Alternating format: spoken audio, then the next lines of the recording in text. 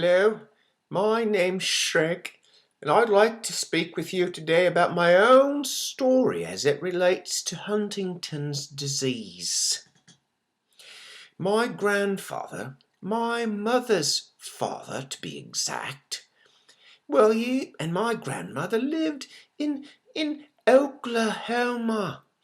During the Dust Bowl in the United States, it was a very difficult time to live there because sometimes the dust would blow in and it would be an inch thick on the floor and all the tables, no matter what you did.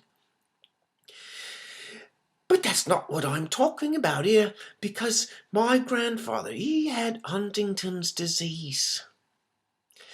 I think he was diagnosed with it when he was about 47. Maybe he was a little bit younger than that. But he started moving a little bit uncertainly and being a little angry and depressed.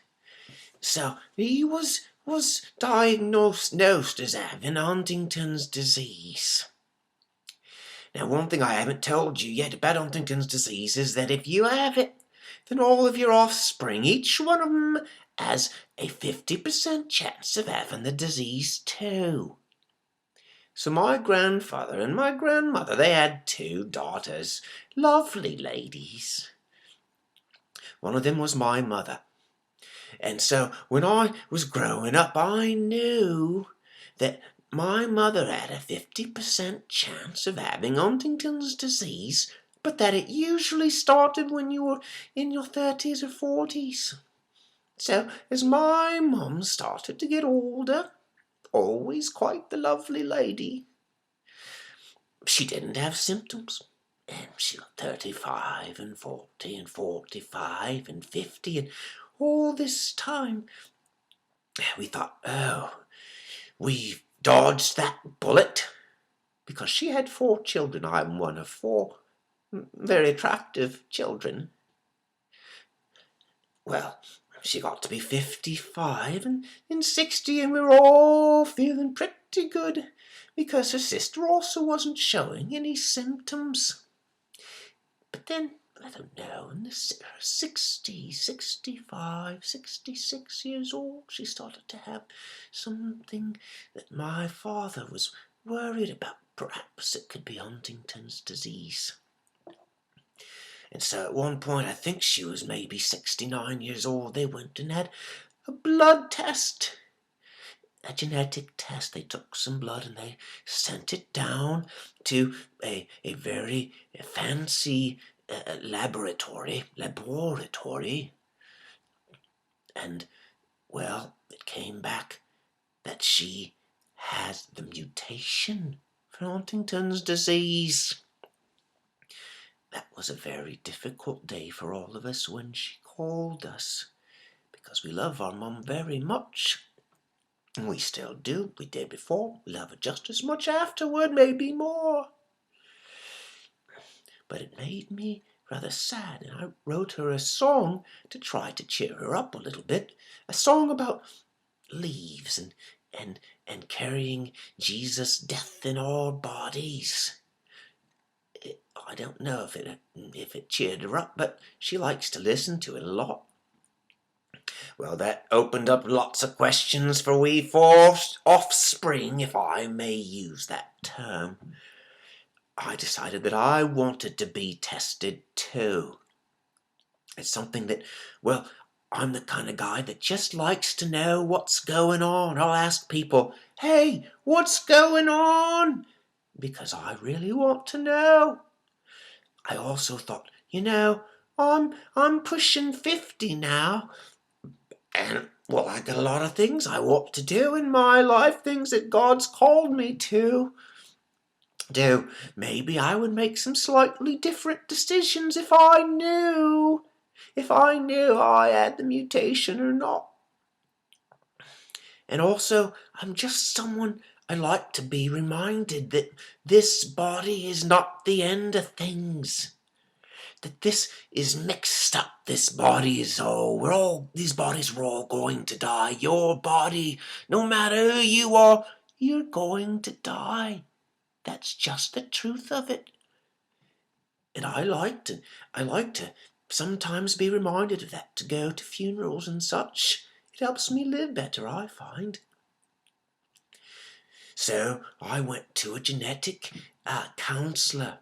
She's a lovely lady also, though she doesn't have Huntington's disease. And we talked about how I was feeling about this, and whether if I knew I had it, would I start thinking only about that, and then would it throw me into depression and such? And we decided together that, no, I'm someone it would be good to know, and I really just want to know.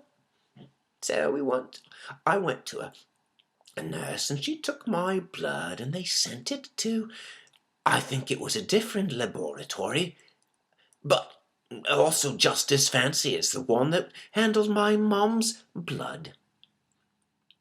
And I waited, I think maybe it was 3 weeks or 4 weeks. I don't remember exactly, but I was a little tense during those weeks. I thought to myself, oh no, what if I have the mutation and I'm gonna get it? What will it be like? But by the time it came, I felt pretty calm. I went there with my wife to get the results with our very lovely genetic counsellor. And I was fairly certain that I could handle the news no matter what it was. And so we sat down, had a little bit of chit-chat, very short chit-chat, because we had serious business to discuss. And she opened this little envelope and she said, I'm sorry to tell you, but your number's 41. Oh, anything 40 or above of these CAG repeats means that I have the mutation. I realized right then that I wasn't really as prepared to receive the news as I had thought. All the way home with my wife, I was trying to sing these hymns. I had brought along a hymn book, and I sang the songs, and I was crying, and she was driving. It wasn't very easy. It made me very sad to know this. And I went, and I just decided I had a meeting at work, and I decided I'd just go like normal, more or less. I went to the meeting, and then I went and I sat out and I called, I think maybe my brother or one of my sisters, and I told them the news. But then I went for a run. I put on my shorts and my t-shirt, and this was December. It was cold, so I was wearing an hat. And I ran through the woods, and I ran really, really hard, and I was breathing hard, and I was running hard, and I was crying, and I was singing, and I was talking to God. I was yelling to God. I didn't want it, but I had it. It took me a long time. I told different people, and we had one friend, and she baked me some cookies, and she said, here's some cookies for you. I know it's difficult. So we told lots of people. We had people pray for us, talked to all of my family, and we started going to a support group here in where I live, nearby, of people who have Huntington's disease or whose family members have Huntington's disease, and they've been very, very helpful. I say you let as many people know as you can. There's lots of people who understand now more and more, and it'll take time to get through it. Yeah, it'll take time. It took me months, and maybe, I don't know, it's only been a couple of years now for me, but I don't have any symptoms yet even, and it was difficult for me. Or I might be starting to have some symptoms, being a little anxious and depressed, I'm not sure. I'm going to talk to a neuropsychiatrist about that soon. But I'm just living. But I do have a certain urgency now, and a certain connection with people who have the disease, perhaps such as you or somebody in your family. So I'm trying to help however I can, and I think you should too. But I'm doing all right, so don't worry. If you know God, please ask him to help me. I appreciate that very much. If you don't know God, I'd suggest you talk to him, because these bodies we have, even if you don't have Huntington's, they're going to fall apart. This isn't the end.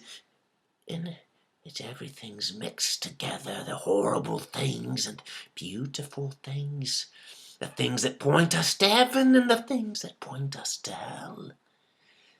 These are just glimpses of the real things that'll happen after we die.